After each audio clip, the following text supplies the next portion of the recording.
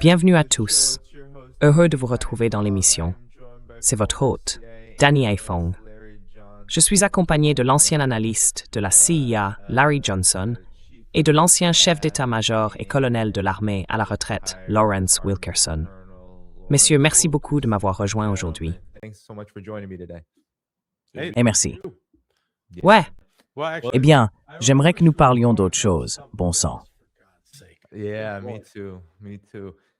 oui, moi aussi. Moi aussi. Mais on dirait qu'on va en parler un moment, les gars. Et il s'agit de la guerre d'agression contre l'Iran. Une évolution récente apparue au cours des dernières 24 heures environ est l'entrée du Hezbollah dans la guerre, rejoignant l'Iran dans des frappes coordonnées, dont très peu de gens parlent, messieurs. Pendant que je recueille vos réactions et votre analyse de la situation, je vais simplement afficher quelques informations sur ces attaques coordonnées. Des sirènes retentissent dans tout Tel Aviv en ce moment même à cause de ces attaques. Voici DD Geopolitics. Ils ont partagé les attaques nocturnes de l'Iran, qui ont coïncidé avec le lancement par le Hezbollah de roquettes et de drones sur des positions de l'IOF également.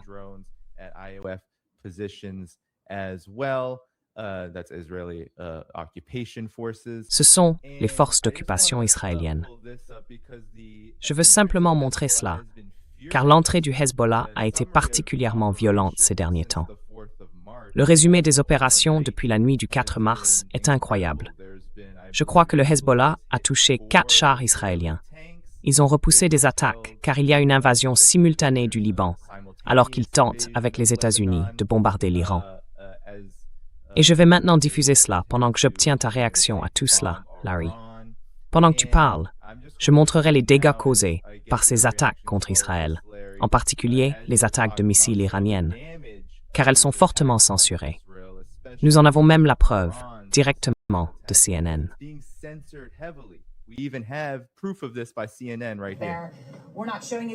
Nous ne vous montrons pas cela parce que le gouvernement israélien ne nous le permet pas ou ne veut pas que nous montrions d'où cet intercepteur pourrait provenir.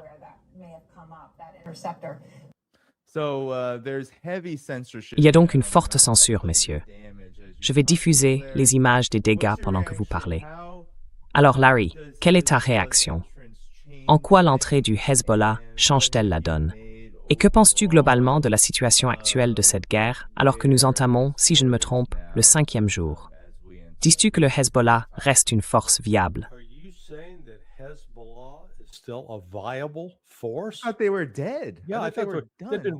Ils étaient morts. Ils ont été anéantis. Ils ont été assassinés avec cette brillante explosion de téléphones portables. Je veux dire, le tribunal les a détruits. Oui. Tu vois, regarde, c'est juste un exemple de plus de la façon dont ce gaslighting se poursuit en Occident, où tu sais, en réalité, et je le disais déjà à l'époque, le Hezbollah est passé dans la clandestinité. Les routes de contrebande qui existent depuis des millénaires étaient toujours ouvertes et en activité. Donc peut-être qu'ils ne recevaient plus de vols directs depuis Téhéran, mais bon sang, ils recevaient toujours des armes, des fournitures et de l'argent de l'Iran et d'autres sources.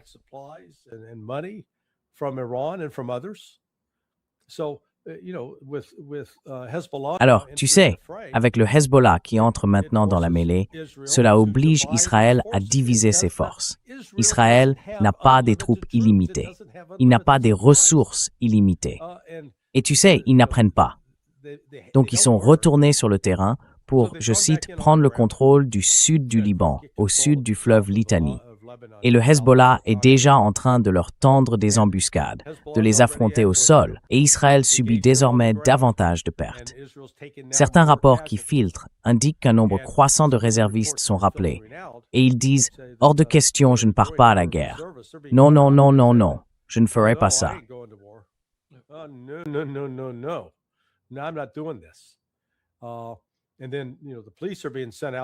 Et puis tu sais, la police est envoyée pour les rassembler, et cela provoque des affrontements. Donc j'attends toujours que les Houthis commencent à intervenir. Tu sais, ils doivent aussi commencer à porter leurs coups. En réalité, Israël, aucun de ses systèmes de défense aérienne ne fonctionne. Aucun. Le dôme de fer est conçu essentiellement pour les roquettes et les drones. Ils n'arrêtent pas un seul missile balistique. Et le Patriot aussi. Le stock américain de missiles PAC-3 sera probablement épuisé d'ici la fin de la semaine prochaine ou le début de la suivante. Je veux dire, c'est à ce point-là. À moins qu'ils ne le laissent là, tu sais, comme une pièce de musée à regarder.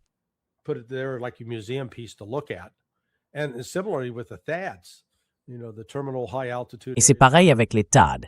Vous savez, le système d'armes Terminal High Altitude Area Defense.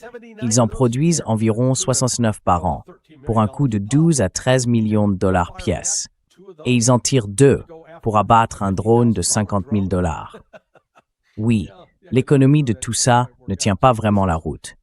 Le fait est que l'Occident ne pourra pas continuer à mentir ainsi indéfiniment. Et pourtant, comme l'herbe qui parvient à pousser à travers le béton, l'information finira toujours par s'échapper. J'en ai publié une. RT avait eu accès hier à une vidéo montrant, à Tel Aviv, tous ces missiles de défense aérienne tirés sans en toucher un seul, puis 4 impacts majeurs de missiles balistiques iraniens.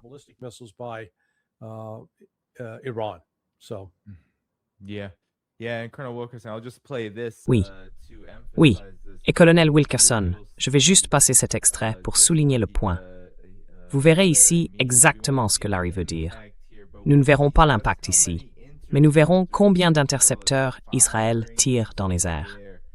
Cela finit par être quelque chose comme une douzaine à la fois. Vous pouvez le voir, c'est un peu petit. Mais ils sont en arrière-plan, tirant, généralement sur un seul missile balistique.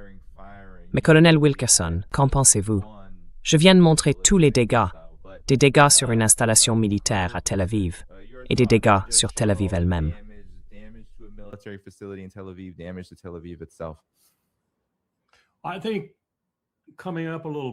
Je pense, en prenant un peu de recul, et permettez-moi de reprendre ce que disait Larry, j'entends dire que, sur les 90 000 réservistes qu'ils ont rappelés, ils en ont à peine obtenu 60 000.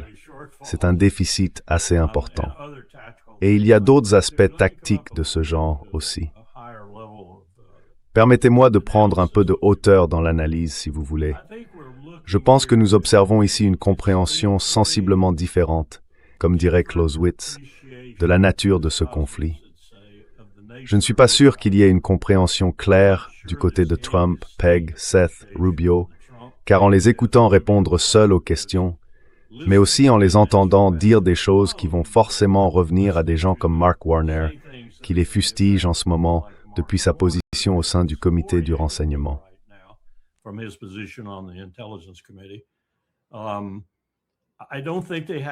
ne pense pas qu'ils aient la moindre idée réelle de la nature du conflit. Le premier principe de la guerre est de comprendre, de manière viscérale, la nature du conflit dans lequel on est engagé. Permettez-moi simplement de souligner à quel point les évaluations semblent divergentes, car je n'arrive pas à déterminer ce que pense réellement quiconque au sein de la structure de sécurité nationale américaine. Tout d'abord, il semble qu'ils croient que ce sera une guerre courte. Ce ne sera pas le cas. J'ai une nouvelle pour eux. Elle durera des années s'ils persistent. Et ils ne persisteront pas, car d'autres facteurs viendront interférer. Ensuite, il semble penser que les Iraniens sont du genre à se laisser faire. Et ils croient qu'armer les Kurdes est une très bonne idée pour garder Erdogan de leur côté.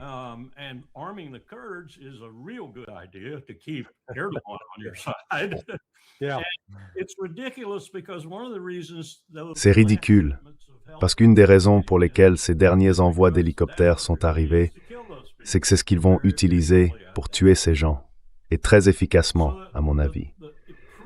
La compréhension de ce qui se passe ici est diamétralement opposée. Les Iraniens s'y engagent sur le long terme, avec 93 millions d'habitants et un vaste territoire. Nous le faisons pour un gain politique à court terme, beaucoup d'argent à gagner, et pour que Trump puisse montrer à MAGA sa capacité à faire la guerre et offrir à Myriam Adelson une preuve que l'Israël est en sécurité. Tout cela, c'est du grand n'importe quoi. C'est absolument du grand n'importe quoi. Je n'en serais pas surpris.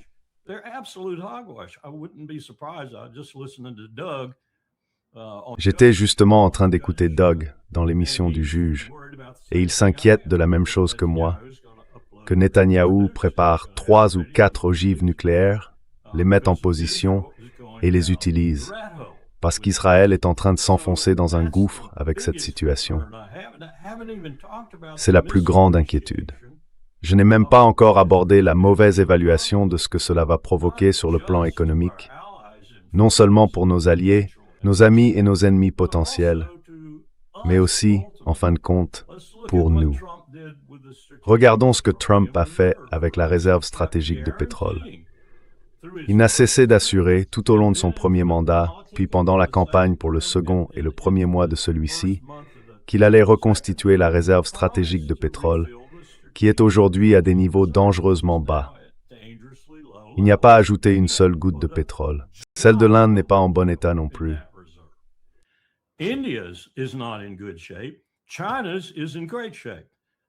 La Chine est en excellente forme. Mais regardons l'Inde. Modi s'est rapidement éloigné de son approche des relations internationales du type « Je t'aime Bibi parce que tu tues des musulmans » et commence maintenant à affronter la réalité. Cela va coûter à l'Inde environ 15 milliards de dollars par jour si le détroit est fermé de façon permanente, ou même semi-permanente. Environ 60% de leurs produits bruts et raffinés proviennent de ce détroit, ou transitent par lui. Et regardez la route, elle est très courte. L'Inde bénéficie donc d'une situation très économique. Désormais, elle va devoir se diversifier complètement. Et d'après ce que me disent les spécialistes du pétrole, cela coûtera probablement à l'Inde 15 milliards de dollars rien que pour y parvenir.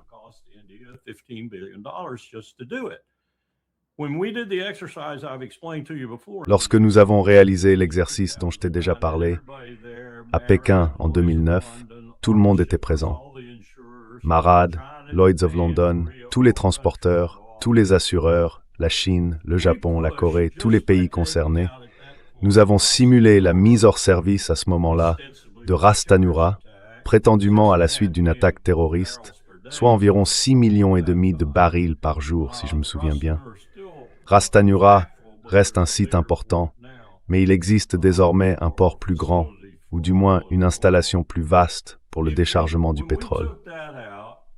Lorsque nous avons mené cette simulation, nous avions autour de la table des personnes crédibles venant de tous ces pays et connaissant les marchés pétroliers.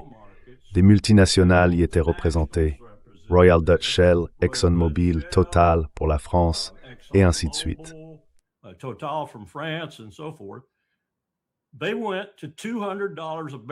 Ils sont montés à $200 le baril pour le West Texas Intermediate et le Brent brut presque immédiatement. Nous n'avons pas encore vu cela, mais nous voyons les prix augmenter. Et si cela persiste et que l'Iran ferme réellement le détroit de manière semi-permanente ou autre, alors on peut s'attendre à 150 à $200 le baril. Cela va dévaster l'économie mondiale. Cela va mettre les gens à genoux et les diviser. Poutine va en tirer un énorme avantage, je le prédis, mais ce ne sera pas bon pour le monde, ce sera désastreux pour le monde. À ce niveau-là, ce conflit est complètement insensé.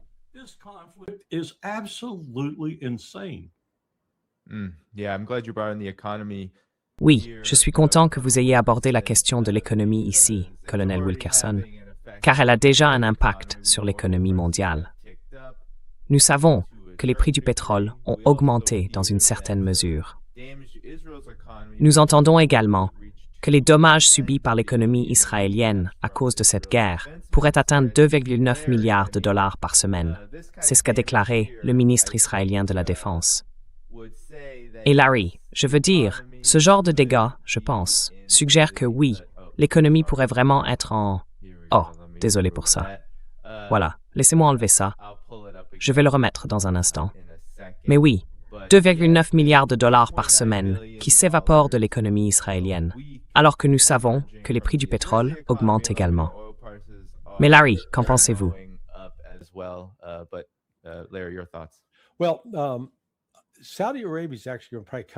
Eh bien, l'Arabie saoudite va en fait s'en sortir un peu mieux que je ne l'avais d'abord prévu, parce que j'avais oublié que les Saoudiens disposent d'un oléoduc reliant leur côte orientale sur le golfe Persique à la mer Rouge.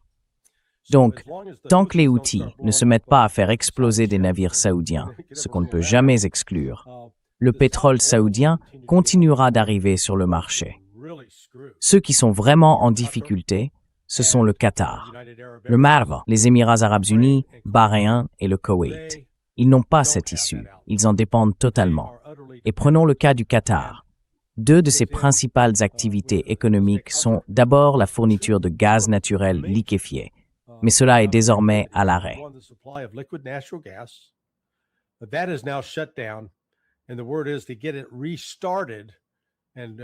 Et d'après ce qu'on dit, redémarrer les opérations et revenir à une activité normale va prendre au moins 1 mois. Et le marché du gaz naturel liquéfié est tel que ce n'est pas comme, disons, si vous êtes fumeur et que vous avez besoin d'un nouveau paquet de cigarettes. Vous courez simplement au magasin pour en acheter un. Non, il n'existe pas de magasin où aller chercher plus de gaz naturel liquéfié. Ce produit est vendu par contrat à l'avance, 6 mois à 1 an à l'avance. Ainsi, le gaz naturel actuellement transporté par bateau est déjà réservé. En particulier en Europe, ils vont en souffrir, et rapidement. Donc il y a cela. Et puis il y a la fonderie d'aluminium du Qatar. Apparemment, il faudra 1 an pour la remettre en service.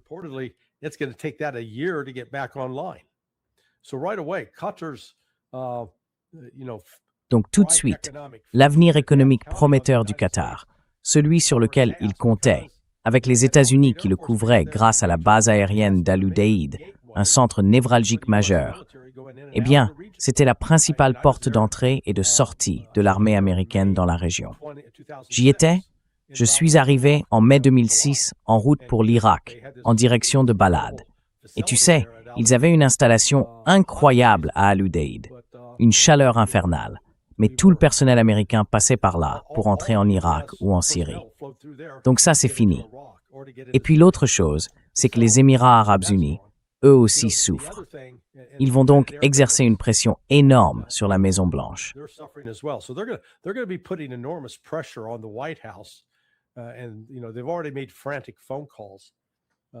Et vous savez, ils ont déjà passé des appels téléphoniques frénétiques à Poutine.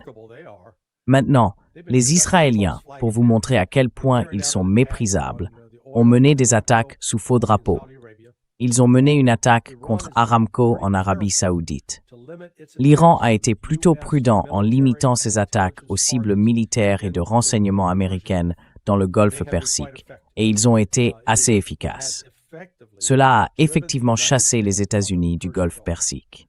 Al-Udeid, qui, vous savez, abritait le Combined Air Operations Center, le CAOSIC, coordonnant toutes les opérations aériennes et militaires dans la région, il ne peut plus le faire, car le système radar d'$1 milliard a été détruit par l'Iran, apparemment à l'aide d'un drone.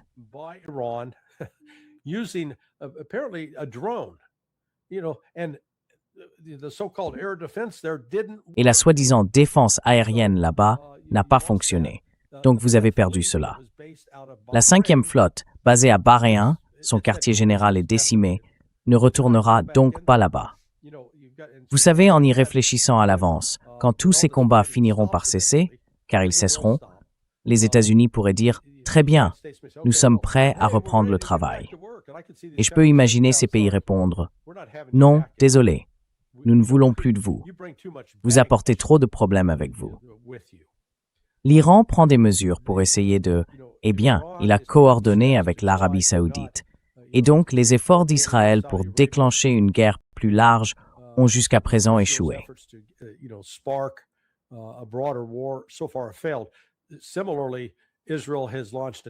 De même, Israël a lancé des attaques en Azerbaïdjan et en Turquie qu'il a tenté d'imputer à l'Iran. Et l'Iran a rapidement réagi dans les 2 cas en déclarant « Eh, non, ce n'est pas nous ». Puis à Chypre. Encore une fois, cette attaque à Chypre a d'abord été présentée comme une attaque de l'Iran contre Chypre. Il semble qu'en réalité, c'était Israël qui essayait de faire croire que c'était l'Iran. Pourquoi? Parce que si l'on parvient à impliquer l'OTAN, si l'on provoque un incident relevant de l'article 5, alors tout à coup, cela devient une guerre de l'OTAN contre l'Iran. C'est ce qu'Israël essaie de provoquer. Et jusqu'à présent, l'Iran a réussi à y résister.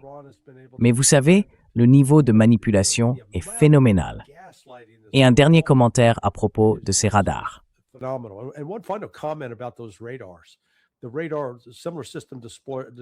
Le radar est un système similaire à celui qui a été détruit à Bahreïn. Lorsqu'on parle de défense aérienne à plusieurs niveaux, sa base repose sur ces radars, car ils peuvent immédiatement détecter d'où provient un tir et vers où il se dirige. Je n'avais pas compris ce point jusqu'à présent. Rappelez-vous la guerre de 12 jours.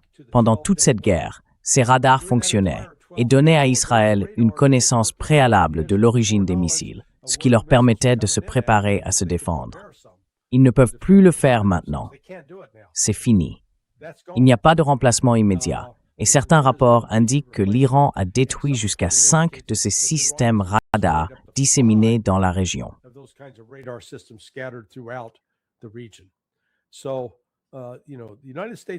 Alors vous savez, les États-Unis et Israël ont décidé de se lancer dans un conflit qu'ils ne sont pas prêts à terminer. Et ce qu'ils ont créé, au lieu du désespoir et du mécontentement en Iran, c'est l'unité au sein de la société. C'est le même phénomène que nous avons observé aux États-Unis immédiatement après les attentats du 11 septembre 2001. Et je ne veux pas entrer dans la question de savoir s'il s'agissait d'une opération de la CIA ou d'un missile. Prenons simplement du recul et remarquons qu'il y avait des divisions politiques le 10 septembre et que le 12 septembre, tout à coup, il y avait de l'unité. Et le colonel Wilkerson peut en parler bien mieux que moi.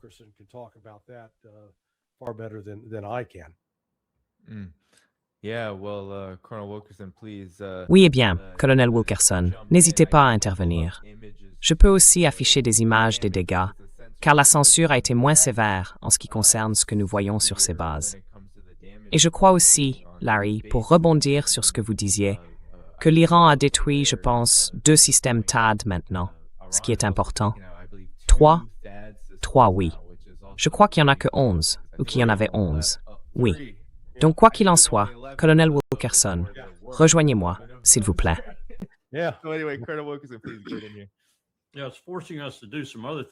Oui, cela nous oblige à faire d'autres choses qui ne sont pas bonnes pour nous ni pour nos alliances. Quand on va sur la péninsule coréenne et qu'on regarde certaines des choses qui s'y trouvent, elles sont expressément là, censément, selon les Coréens et selon la directive stratégique numéro 1, pour défendre la Corée. Et quand on commence à se préparer à un autre conflit et à retirer des éléments de la péninsule pour les amener vers ce conflit, les Coréens commencent à avoir des doutes encore plus profonds sur le fait que nous soyons réellement là pour les défendre. Donc nous faisons aussi ce genre de choses. Et en ce qui concerne cet oléoduc, j'ai hâte de voir, il ne fonctionne pas encore à plein régime. L'une des raisons pour lesquelles l'Arabie saoudite et les Émirats avaient des problèmes avec Al-Ansar, les Houthis, c'était cet oléoduc. C'était une raison, peut-être pas la seule, mais c'en était une. Et je peux très bien imaginer les Houthis s'en prendre à cet oléoduc.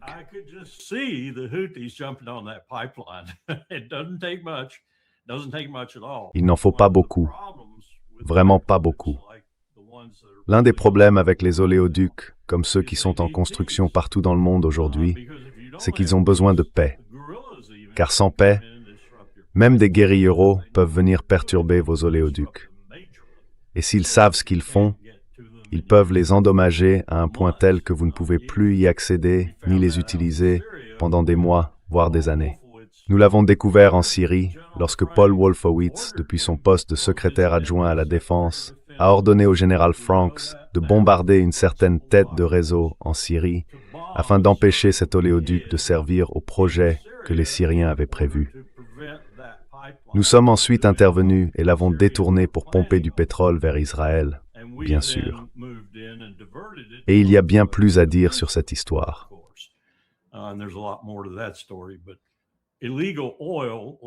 Mais le pétrole illégal, soyons honnêtes, le pétrole vendu en dessous du coût, est acheminé vers Israël. Et nous avons facilité cela depuis que Mark Rich a fondé Glencore et a commencé à détourner du pétrole du programme Pétrole contre nourriture de l'ONU, en le vendant à prix réduit, en utilisant de temps à autre cet oléoduc, ainsi que d'autres, vers Israël. C'est pour cela que Bibi Netanyahou, en tant que ministre des Finances, est devenu si politiquement solide. à cause du travail qu'il a accompli à ce poste. Eh bien, il le faisait grâce à du pétrole illicite. Et bien sûr, Marc Rich s'est fait prendre et a été emprisonné. Mais Bill Clinton, en quittant le bureau ovale, devinez ce qu'il a fait? Il l'a gracié. Donc cette histoire dure depuis longtemps avec le pétrole. Et il sera très intéressant de voir ce que la Russie et la Chine, désormais avec l'Iran, feront pour les Houthis afin de les rendre encore plus puissants qu'ils ne l'étaient déjà.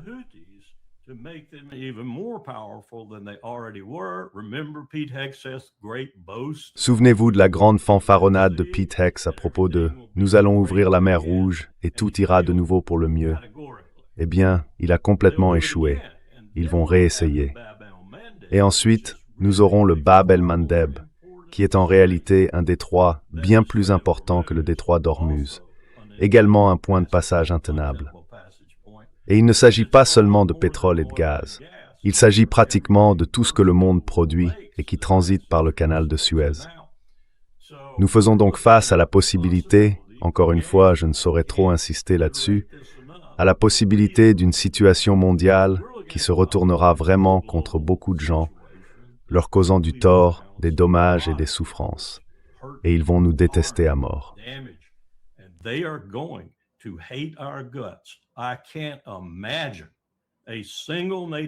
Je ne peux pas imaginer un seul pays de l'OTAN, peu importe l'article 5, se lancer dans cette mêlée, quelles que soient les circonstances. Car fondamentalement, ils ne nous apprécient plus. Et ils nous apprécieront encore moins lorsqu'ils verront la situation économique qui se dessine à cause de ce que nous avons fait, parce que nous ne comprenons pas la nature de ce conflit. Et pour en revenir à cela, la chose la plus profonde que nous ne comprenons pas, c'est la probabilité que Bibi Netanyahou ouvre la boîte nucléaire et laisse sortir le génie. Je n'ai aucun doute que si Israël est en train de sombrer et qu'il ne parvient pas à comprendre que nous ne détruisons pas l'Iran, il en utilisera une. C'est vraiment un problème.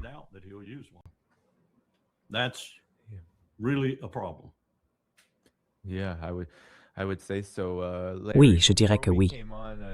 Larry, avant que nous commencions, tu as dit que Donald Trump, l'administration Trump, les États-Unis et Israël, puisque c'est vraiment leur guerre à tous les deux, étaient désespérés. Maintenant, bien sûr, nous avons, je crois, environ 1 millier d'Iraniens tués jusqu'à présent. Et nous voyons beaucoup d'arrogance de la part de gens comme le secrétaire à la guerre, enfin le secrétaire à la défense, Pete Hegseth.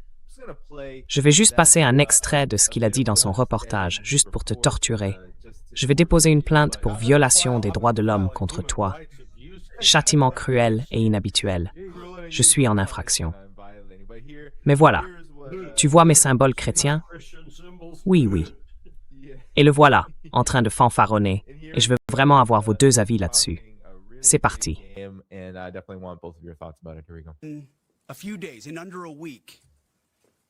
Dans quelques jours, moins d'une semaine, les deux forces aériennes les plus puissantes du monde auront le contrôle total du ciel iranien. Un espace aérien sans opposition. J'espère que tous ceux qui regardent comprennent ce que cela signifie. Cela signifie que nous volerons jour et nuit pour repérer, cibler et détruire les missiles, ainsi que la base industrielle de défense de l'armée iranienne. Repérer et neutraliser leurs dirigeants, leurs chefs militaires. Survoler Téhéran, survoler l'Iran, survoler leur capitale, survoler les gardiens de la révolution. Les dirigeants iraniens levant les yeux et ne voyant que la puissance aérienne américaine et israélienne, chaque minute de chaque jour, jusqu'à ce que nous décidions que c'est terminé. Et l'Iran ne pourra rien y faire.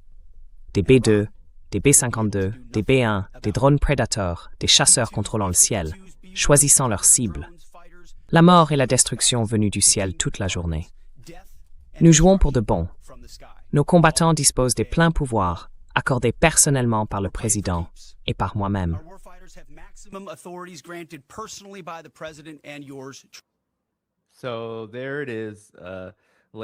Alors voilà, Larry.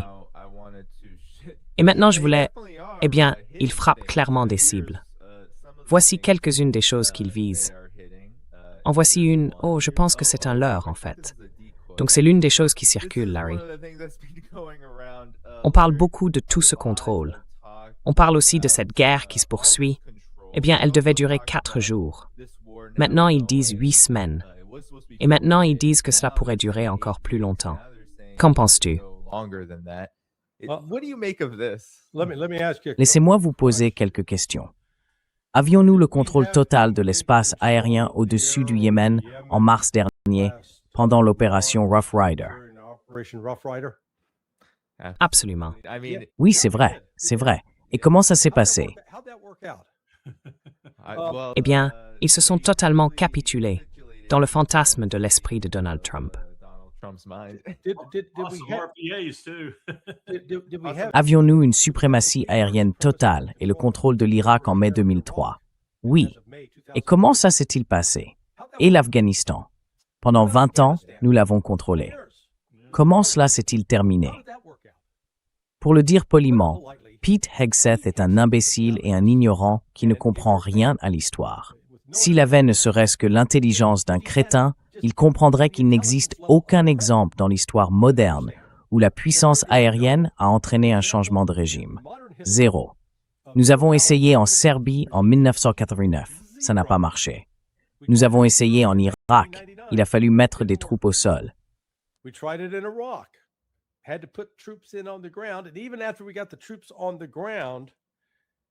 Et même après avoir déployé les troupes sur le terrain, au lieu du mission accomplie du 1er mai 2003, nous avons eu en gros 10 années supplémentaires d'insurrection que nous n'avons pas pu réprimer avant de commencer à verser de l'argent aux chèques. En réalité, nous n'avions pas un contrôle total au Vietnam. Mais pendant l'opération Rolling Thunder, de nombreux pilotes ont été faits prisonniers de guerre. C'était l'un des grands accomplissements. Mais à part le Vietnam, les États-Unis n'ont pas combattu un pays disposant de la puissance militaire et de la taille de l'Iran. Et je ferai simplement remarquer qu'ils ont perdu 4 F-15 Eagles abattus au cours des 3 derniers jours. Et non, ce n'était pas un tir ami la première fois. Es-tu sûr que ce n'était pas le Koweït qui leur tirait dessus? Oui, d'accord. Donc 3 fois de suite, tu es sûr? D'abord, on nous dit « Oh, ils ont été abattus par des missiles patriotes. » Non, non, non, non. Ils ont été abattus par un pilote koweïtien. Un F-16, je crois qu'ils ont dit non. Le F-16 a abattu le F-15. Ouais, mettez-vous d'accord, les gars. Vous savez, ces avions ont un système IFF, identification ami ou ennemi, et il est relié au système de défense aérienne. Maintenant, je pourrais croire à une erreur, mais pas à 3. Et puis, ils ont d'abord admis hier qu'un autre avait été abattu à l'intérieur de l'Iran. Les 2 pilotes ont été récupérés par les équipes de recherche et de sauvetage au combat, le SAER américain. Et aujourd'hui, le CENTCOM a supprimé ça. Ils ont retiré l'information. Oh, ça ne s'est pas produit. Rien à voir ici. Circulez. Alors oui, Hegseth ferait bien de sortir la tête de son cul.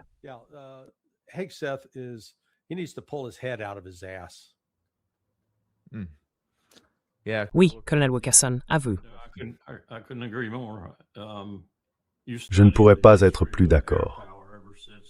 Si l'on étudie l'histoire de la puissance aérienne depuis Douai et d'autres qui affirmaient qu'elle était la solution ultime, on constate qu'elle ne l'a jamais été.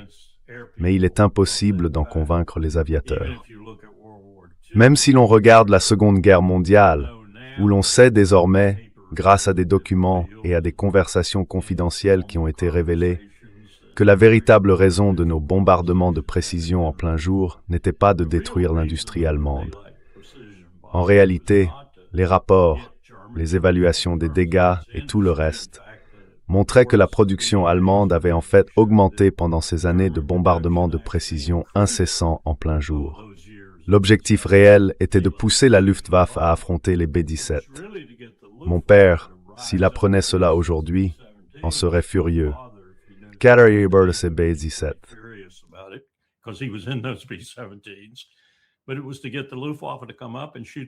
Mais c'était pour obliger la Luftwaffe à décoller et à les abattre, afin que, lorsque nous entrerions sur le continent européen, l'opération Overlord, finalement retardée d'une année entière, essentiellement parce que nous n'avions pas encore terminé cette tâche, au moment de notre entrée, on ne voit presque aucun avion allemand pour s'y opposer.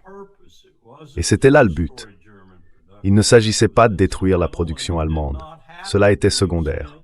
Et cela ne s'est pas produit dans les proportions que nous avions annoncées. L'objectif était de forcer la Luftwaffe à sortir et à se faire abattre.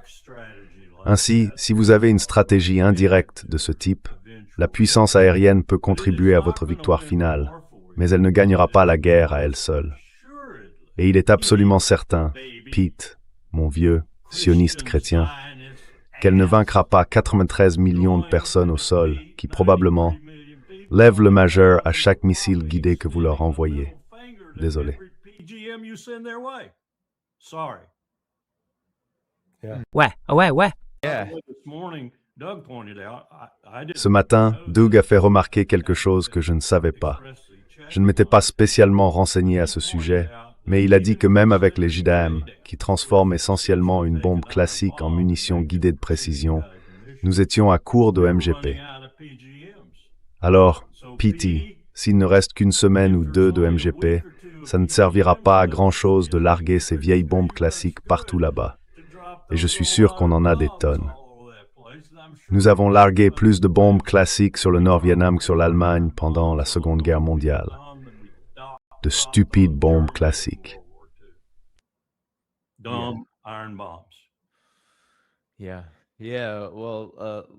Oui. Eh bien, Larry, tu sais en quoi cela reflète-t-il la désespération? Parce que maintenant, on entend sans cesse que le calendrier s'allonge de plus en plus. Et comme tu l'as dit, ils font face à un adversaire qui, contrairement à l'Afghanistan et à l'Irak, je veux dire le Yémen, avait quelques capacités de riposte. Mais contrairement à l'Afghanistan et à l'Irak, en 2001 et 2003, l'Iran a déjà montré qu'il ne se contente pas de frapper directement les États-Unis dans une confrontation frontale. Il frappe partout. Il frappe chaque actif américain dans la région.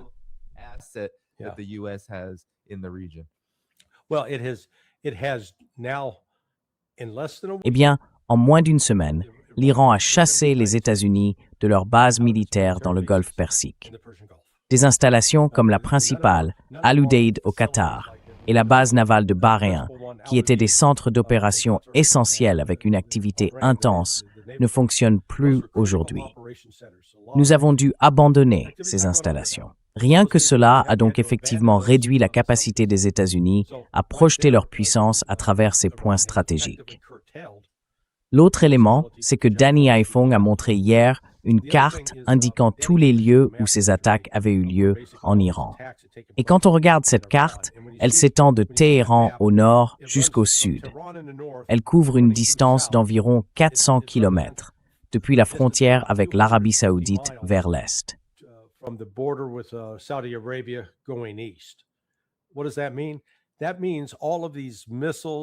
Qu'est-ce que cela signifie? Cela signifie que tous ces missiles, toutes ces explosions que nous voyons à Téhéran en particulier et dans tout le pays sont lancées depuis l'extérieur du territoire iranien. Pourquoi? Parce que l'Iran dispose encore d'un système de défense aérienne qui, une fois que les avions américains y pénètrent, semble assez efficace pour les abattre. Il est moins performant contre les missiles. Et, selon les informations, des techniciens chinois se trouvent en Iran et testent essentiellement ce qui fonctionne et ce qui ne fonctionne pas. Ainsi, des leçons sont tirées chaque jour. Et, vous savez, les États-Unis dévoilent en partie leur jeu. Mais je voudrais revenir un instant en arrière, et vous savez, le colonel Wilkerson appréciera cela.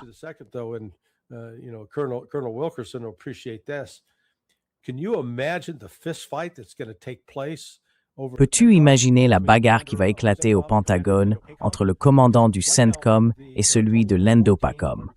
Parce qu'en ce moment, il y a au total 14, si je me souviens bien, 14 bataillons de missiles Patriot. Chaque bataillon compte entre 4 et 6 batteries. 3 de ces bataillons sont affectés à l'INDOPACOM.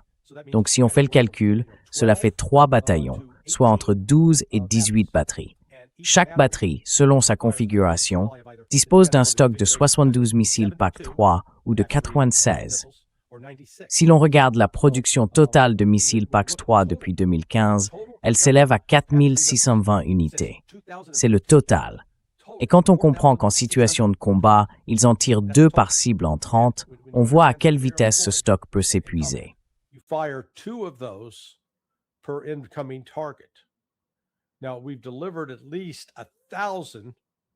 Nous en avons déjà livré au moins 1000 à l'Ukraine. Donc tout de suite, il faut les soustraire des 4620. Il en reste donc 3620.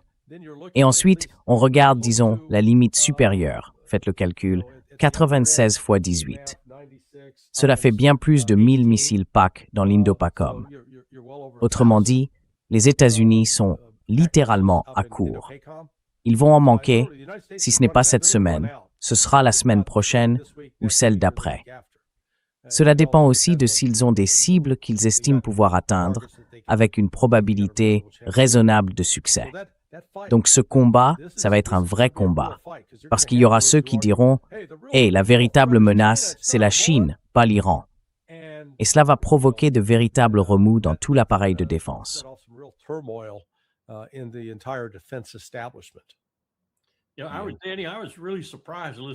Oui, Danny, j'ai vraiment été surpris en écoutant Mark Warner ce matin. Je ne sais pas quand il a dit cela car il n'y a pas de date sur la vidéo, mais je pense que c'était dans les dernières 48 heures. Il affirmait de manière très dramatique qu'il n'y avait aucune menace pour les États-Unis d'Amérique venant de l'Iran. Aucune menace. Maintenant, il y a une menace pour Israël, mais explique-moi, pourquoi nous allons faire la guerre à cause d'une menace visant un autre pays? Je ne pensais pas entendre un jour un sénateur en exercice, même un démocrate du statut et de la position de Mark Warner au Sénat, dire cela. Donc avec cette guerre, nous réveillons rapidement certaines personnes assoupies dans la 3e branche du gouvernement américain. Oui.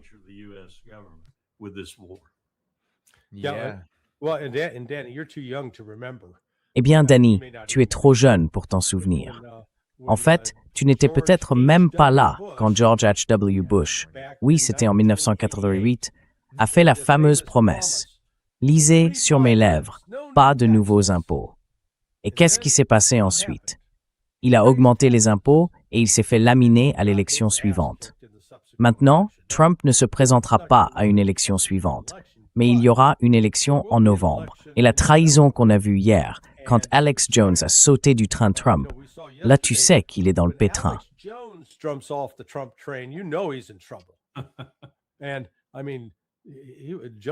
Je veux dire, Jones était presque en larmes, mais il était indigné par le fait que Trump avait promis « Je ne vais pas déclencher de nouvelles guerres.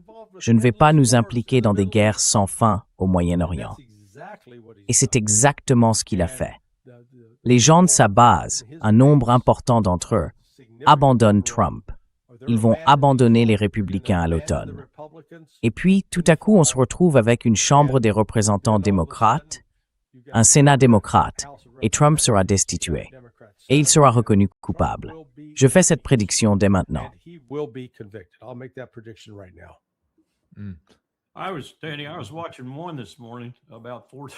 J'étais, Danny, je regardais une émission ce matin, vers 4h30, et ils ont diffusé tous les extraits qu'ils avaient en archive. J'en ai compté 14 épisodes différents, où Trump disait que Biden était un imbécile, que les présidents qui étaient allés au Moyen-Orient étaient des imbéciles et qu'ils n'iraient jamais au Moyen-Orient. Il l'a répété encore et encore. Voilà, MAGA, c'est ce que vous avez élu. Okay, MAGA, that's what you elected. Oui, eh bien, tu sais, bien sûr, les objectifs ne cessent de changer. Donc ici, Israël dit, et je pense qu'ils ont raison sur ce point, que peu importe la quantité de hasbara qu'ils diffusent, le gouvernement iranien est loin de s'effondrer. C'est directement tiré de Haaretz. Rien n'indique que l'Iran soit proche de l'effondrement. Je pense même que c'est le contraire. Il y a donc un certain niveau d'inefficacité et d'incompétence qui se manifeste ici. Je veux te poser une question, Larry, à vous deux. Pourquoi les États-Unis? Je vais passer un extrait pendant que vous parlez. Pourquoi les États-Unis publient-ils toutes ces frappes sur des leurs? Parce que je trouve cela assez révélateur. Certaines personnes montrent, de manière très convaincante, que les images et vidéos de l'armée iranienne soi-disant écrasées sont en réalité des faux pains à la peinture thermique. Je vais en montrer quelques-unes. Mais Larry, montre ça. Larry, why are they doing that? Again, they think that they're legitimate. Encore une fois, ils pensent être légitimes. Ils ne comprennent pas l'histoire. S'ils connaissaient l'histoire, ils remonteraient à la guerre aérienne en Serbie en 1999. Mon Dieu, on a littéralement pulvérisé l'artillerie serbe qui s'est avérée être en carton. Oui, soit du carton, soit des charrettes et des rondins de bois façonnés pour ressembler à des canons. Oui. Ce qui me sidère, c'est quand on dit « Oh, on détruit tous leurs lanceurs ». Vraiment? Parce qu'on a passé 7 semaines à essayer de faire ça avec les Houthis, et ça a été un sacré défi.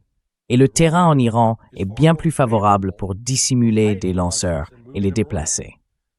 Donc encore une fois, on se fait notre propre propagande. Et pendant ce temps, voilà comment fonctionne leur esprit analytique.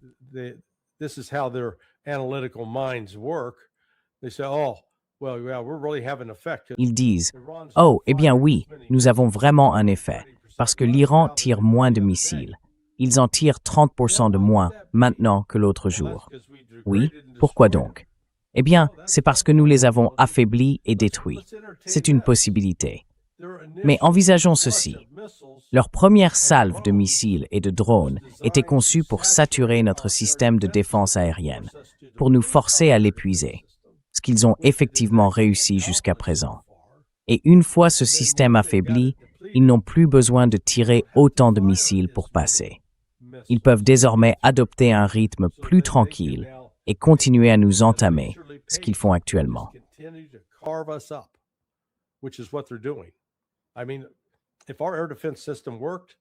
Je veux dire, si notre système de défense aérienne fonctionnait, nous aurions encore notre personnel dans ces bases à Bahreïn et à Al-Udeid.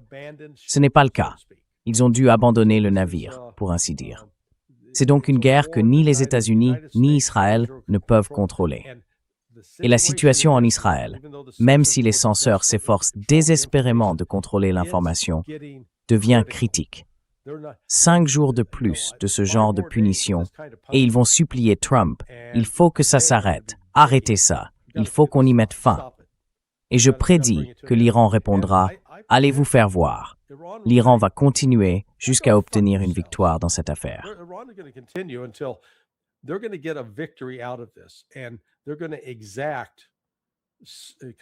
Et ils vont exiger des concessions de la part des États-Unis et d'Israël. Je veux dire, il est peu probable que l'Iran dise « Oh, nous nous rendons, nous abandonnons, nous ne supportons plus cela ».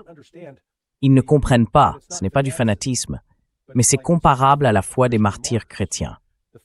La foi des martyrs musulmans, c'est ceci. Notre destin est entre les mains de Dieu. Si je vis, c'est selon la volonté d'Allah. Si je meurs, c'est selon la volonté d'Allah, et je serai avec Allah au paradis. Mais nous allons nous battre. Nous n'allons pas abandonner. Ils oublient l'héritage du chiisme se résume à ceci, le 3e fils du prophète.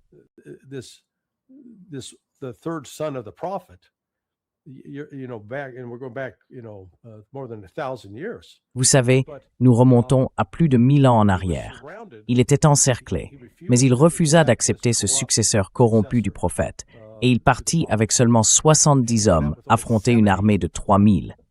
Il a perdu, il a été vaincu, il a été tué. Mais l'essentiel, c'est qu'il se moquait des probabilités. Il allait se battre, et il a emmené avec lui autant d'hommes qu'il le pouvait. Nous n'avons pas ce niveau d'engagement en Occident, pas plus qu'Israël, car les sionistes ne sont pas animés par une foi religieuse profonde, ils sont animés par la haine. Et je soutiendrai que la foi religieuse des chiites se révélera plus durable et plus puissante que tout ce que l'Occident peut offrir.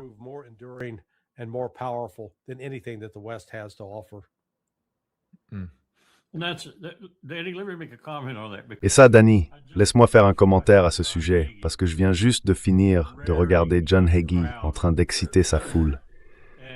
Et Larry a tout à fait raison. Je parierais bien, j'aimerais voir ça testé, si je pouvais d'une manière ou d'une autre mener une expérience.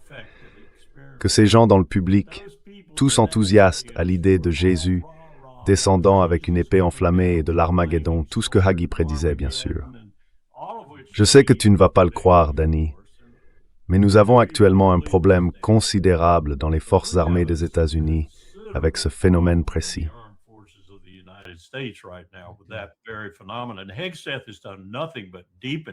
Hegseth n'a fait que l'approfondir et le rendre plus profond. Mais j'aimerais les voir sur un champ de bataille. Bien sûr, ils n'iront jamais sur un champ de bataille pour les raisons mêmes que Larry vient d'évoquer. Ce sont une bande de lâches et ils n'ont pas une foi religieuse profonde au-delà de « je veux être élevé jusqu'au royaume avec Jésus et je veux vivre éternellement ». C'est tout ce que leur foi leur dit. Je suis sûr que certains d'entre eux ont un peu de courage, mais fondamentalement, mettez Haggai sur un champ de bataille. Combien de temps Haggai tiendrait-il? Peut-être 1 minute. Mais Larry a raison. L'autre camp n'est pas comme ça.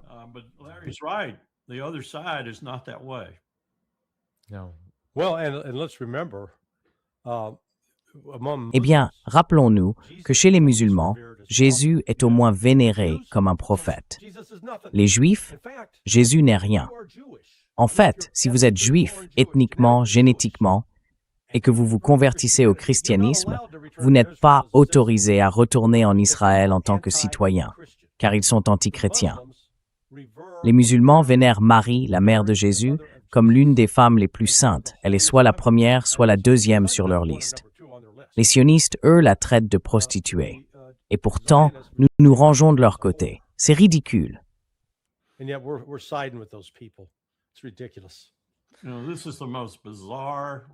C'est la relation la plus étrange que Huckabee, en tant que notre ambassadeur à Jérusalem, défend avec autant de ferveur et d'autres comme lui, que j'ai jamais vu s'abattre sur l'Église chrétienne. C'est étrange. Vraiment. J'ai étudié les 3 ou 4 autres selon les historiens, Grand Réveil depuis Salem jusqu'à aujourd'hui, et celui-ci est étrange. C'est un grand réveil étrange. L'un d'eux a produit la prohibition, bien sûr. L'une des pires choses qui soit jamais arrivée à ce pays, la source du crime organisé, si l'on veut. Ils ont donc été dangereux pour nous, mais celui-ci est totalement étrange, car il s'infiltre dans nos forces armées à un degré inquiétant. Et je ne parle pas seulement des rangs, je parle aussi des officiers généraux.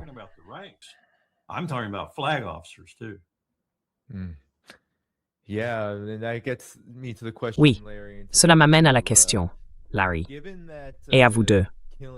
Étant donné que tuer des Iraniens, comme le font les États-Unis et Israël, n'affaiblit pas le gouvernement iranien, ni la souveraineté de l'Iran, cela semble même produire l'effet inverse. Étant donné que les États-Unis exhibent des leurres et racontent des fables sur l'armée iranienne prétendument réduite à néant, compte tenu de ces réalités et du fait que l'administration Trump aurait continué d'envoyer massivement des troupes américaines en Iran, allons-nous réellement voir cela? Et quel serait exactement le résultat de ce que je considère comme l'une des plus grandes crises que les États-Unis, en tant que prétendu empire, aient peut-être jamais affronté, si tel devait être le cas?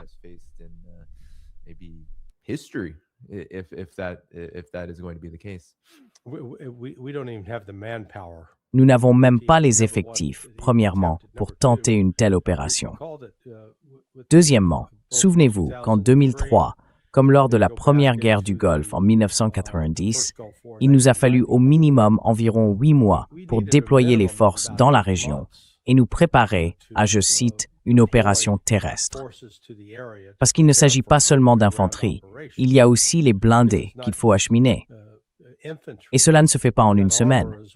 Vous savez, ce n'est pas comme un déploiement de réaction rapide, tel que le fait la communauté des opérations spéciales. J'ai travaillé sur ces opérations pendant 23 ans, ou sur des exercices où ils sont censés pouvoir se lever et partir en 24 ou 48 heures.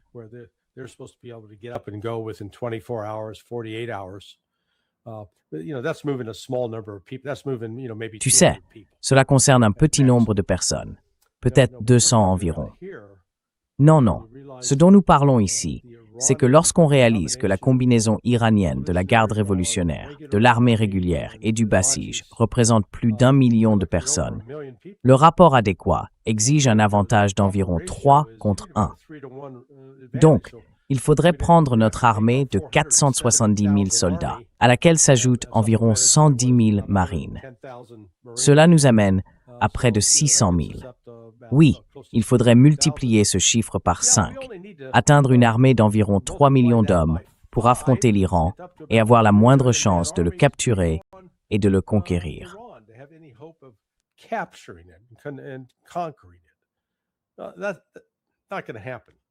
Ça n'arrivera pas. Et encore une fois, où allons-nous déployer ces forces? Au moins, en Arabie Saoudite, nous avions cette longue frontière là-haut où nous pouvions nous installer. Les capacités ISR à l'époque n'étaient pas aussi sophistiquées qu'aujourd'hui. Donc quand on commence à déployer ce genre de forces, comme on l'a vu en Ukraine, elles se font littéralement pulvériser. Autrement dit, cette histoire de troupes au sol ne tient même pas compte de la réalité de ce qu'il faut pour maintenir la chaîne logistique, simplement pour approvisionner les soldats en munitions, nourriture et eau.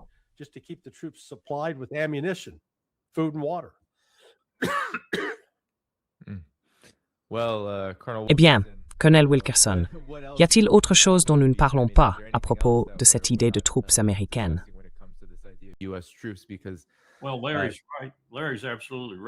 Eh bien, Larry a raison. Larry a tout à fait raison.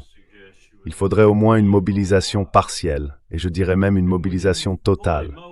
Et lorsque vous mobilisez complètement la réserve de l'armée, vous constatez qu'il lui manque entre 33% et 40% de ses effectifs. Elle est en sous-effectif dans des domaines comme les hôpitaux, les infirmières et d'autres éléments essentiels qu'une guerre de ce type exigerait. Mobilisez la réserve navale et vous verrez qu'il lui manque environ 40%, essentiellement dans les mêmes catégories. La réserve du corps des marines est dans une situation un peu meilleure, mais cela ne représente pas beaucoup de soldats. Et la réserve de l'armée de l'air est un peu mieux lotie, mais elle n'apporte en renfort que des techniciens en réalité. Donc Larry a tout à fait raison. D'abord, il faut un point d'atterrissage et il doit être sûr, comme ce fut le cas pour nous lors de la première guerre du Golfe.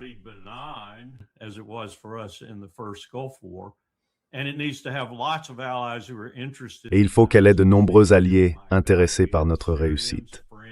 Mon Dieu, nous avions des Syriens, des Français, des Turcs et d'autres dans cette force de 625 000 hommes. Et il lui faut aussi du temps, comme Larry l'a suggéré.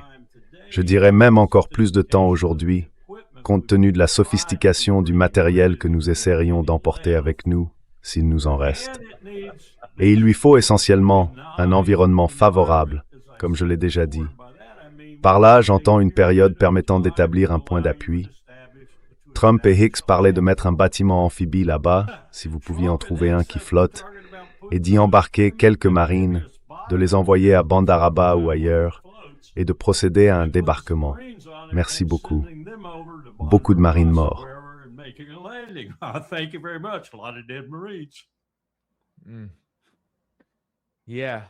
Ouais. Je veux dire, cela soulève la question, Larry. Comment les États-Unis annoncent-ils ces délais énormes, n'est-ce pas? Aussi longtemps qu'il le faudra. Israël dit la même chose. Mais on dirait que les choses s'intensifient rapidement, surtout en ce qui concerne le problème de la défense aérienne. Comment cela affecte-t-il la situation? Comment les problèmes d'équipement et de munitions l'influencent-ils? Parce qu'il semble que ce que Danny Haiphong disait à l'administration Trump, à Donald Trump lui-même, avant que tout cela ne commence, a été, je ne sais pas, étouffé, écrasé, ignoré.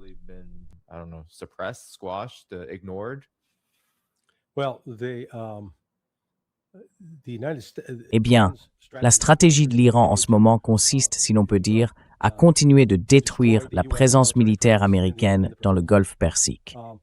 En même temps, ils vont continuer à frapper des cibles à Tel Aviv, Haïfa et sur quelques bases aériennes en Israël, la principale étant Nevatim. Ils devront commencer à y détruire des avions. Ils continueront à subir des pertes, mais ils mèneront des attaques plus dévastatrices, en particulier contre Israël. Israël n'a pas la capacité de supporter la douleur. Ils n'ont qu'environ 7 millions d'habitants. L'Iran en compte 91 millions.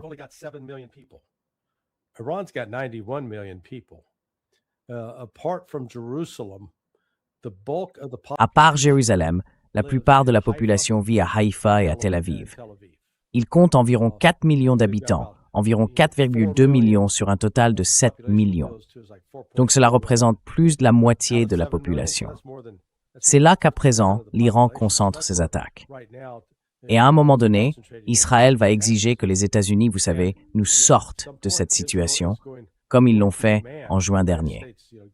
Sauf que cette fois, il n'y a pas d'échappatoire, à moins que Trump ne déclare « D'accord, nous avons gagné, nous nous retirons, mission accomplie ».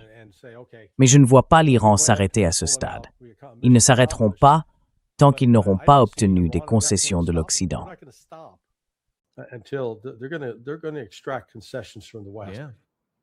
Oui, c'est bien ce qu'il demandait, n'est-ce pas, colonel Wilkins? Je vais simplement ajouter quelque chose à la liste de Larry qui est absolument juste. En 1982, au Liban, ils ont dû se sortir de là aussi. C'était Ariel Sharon. Ouais, C'est une défense à ce moment-là. Oui, je ne suis pas en désaccord avec ce qu'il a dit. Je pense que nous nous engageons dans un long conflit. Eux, c'est-à-dire Hegseth, Trump et Rubio. Laisse-moi souligner autre chose à propos de Rubio qui m'a vraiment agacé hier.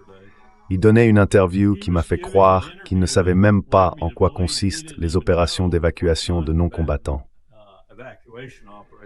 Et il ne savait même pas que dans chaque consulat et ambassade, nous avons des rapports F-67 qui indiquent où vivent tous les Américains, quels sont leurs numéros de téléphone, comment les contacter autrement, où se trouve un plan d'aide particulier, et tout ce genre de choses.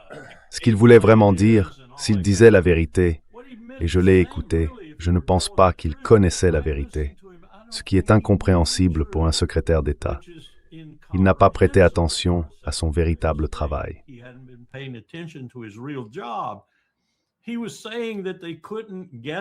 Il disait qu'il n'avait pas pu les acheminer vers les lieux prévus et qu'ils ignoraient ce qui se passait. Deux choses ont pu se produire.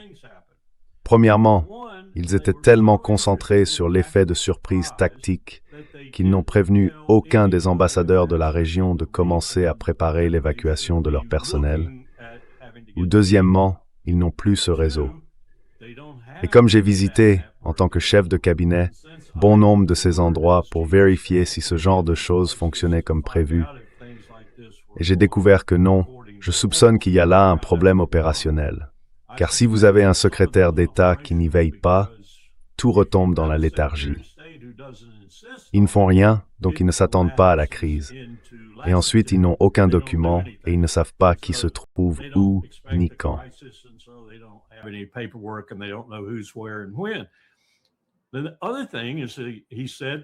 L'autre chose, c'est qu'il a dit qu'il n'avait aucun avion.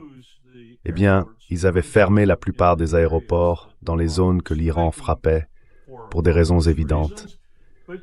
Mais on est censé avoir des avions de la flotte aérienne civile de réserve en alerte, prêts à partir où que ce soit pour évacuer les citoyens. Pensez à 250 000 Américains dans la partie nord de la Corée du Sud, dans la grande région métropolitaine de Séoul, et à 30 000 obus nord-coréens. C'est ce que nous avions estimé tomber sur Séoul en 10 heures.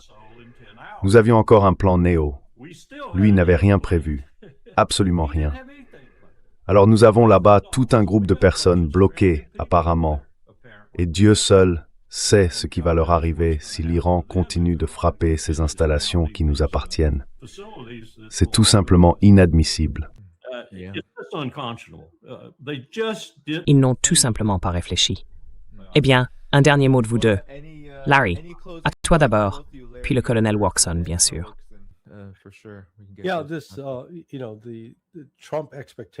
Oui, juste, tu sais, l'attente de Trump d'une fin rapide de la guerre. Je veux dire, il pensait littéralement que ce serait déjà terminé. On va encore en parler la semaine prochaine et celle d'après.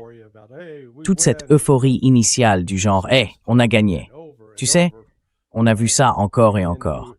Tu étais probablement encore au lycée ou à la fac quand George W. Bush est intervenu. Tu sais sur quel porte-avions il se trouvait quand il a prononcé son discours de mission accomplie? L'Abraham Lincoln. le même qui est actuellement dans la mer d'Arabie. Donc voilà, c'était mission accomplie le 1er mai 2003, et on combattait encore une insurrection là-bas 8 ans plus tard. Alors tu vois, je disais on n'a rien appris, rien de l'histoire.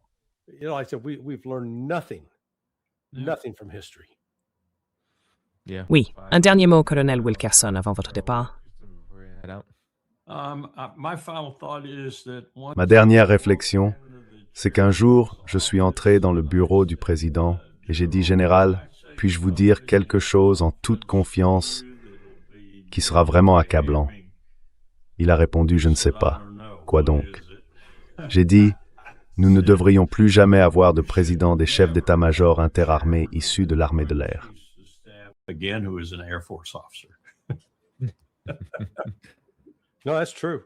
Non, c'est vrai, ah oui? Oui. Ce sera, oui, enfin, comme je l'ai dit, il va y avoir une bataille de nourriture au Pentagone. Peut-être qu'elle a déjà commencé. Ouais, Mais ils vont devoir essayer de retirer à l'Indo-PACOM les batteries de missiles patriotes. C'est difficile, peut-être un bataillon ou deux, et l'Indo-PACOM va hurler. Ils iront voir leurs alliés politiques au Congrès et tout le camp anti-Chine va se soulever. Donc, ça va être un désastre. This is going to be a disaster. Yep. Ça va être chaotique. Oui. Bon, tout le monde, merci beaucoup d'avoir regardé.